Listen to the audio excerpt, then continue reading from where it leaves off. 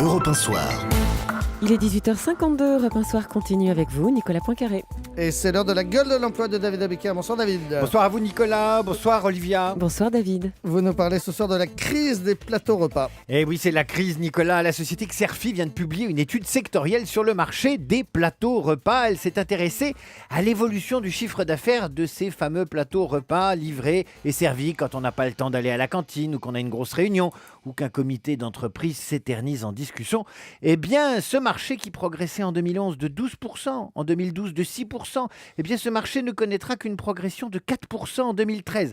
La courbe fléchit. C'est pas encore la récession, mais c'est le début d'un régime sec, d'une cure d'amaigrissement dans les entreprises qui rognent leur budget et taillent dans les frais de bouche. Donc fini les petits fours. Alors ça sent le roussi pour les petits fours. Là aussi, la récession touche les frais de réception.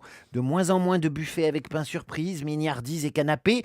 Les dépenses somptuaires sont les victimes de coupes budgétaires importantes. C'est le retour de la cacahuète et de la chips perdue au milieu de l'assiette en plastique qui s'ennuie entre 2 olives et un cure-dent avec une croissance négative en 2013. Alors il y a une raison à ce blues de la saucisse cocktail. D'abord, on peut s'en passer, mais surtout, réduire les frais de réception, c'est plus qu'une économie dans les entreprises, c'est un symbole, c'est même un moyen de communication.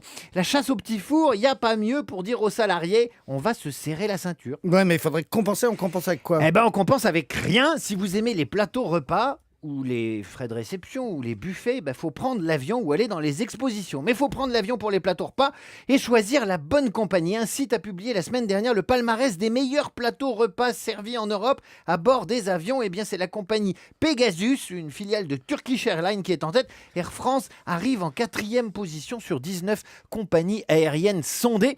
Mais le coup de com' le plus réussi, c'est peut-être ce spécialiste de la livraison de repas d'affaires qui vient de lancer cette semaine le repas Plateau Top Chef, un produit dérivé de l'émission d'M6 programmée à 20h30 ce soir. Et vous savez à quoi on reconnaît le plateau repas Top Chef, Nicolas? Non. Eh bien, au fait que dedans, il y a du piment d'Espelette. Ah bon? Pourquoi? Parce que Cyril Lignac a introduit le piment d'Espelette. C'est lui qui l'a rendu à la mode. Cyril Lignac de Top Chef. Il fallait comprendre. Eh oui. Merci beaucoup David Abiker. Nicolas Cantou maintenant.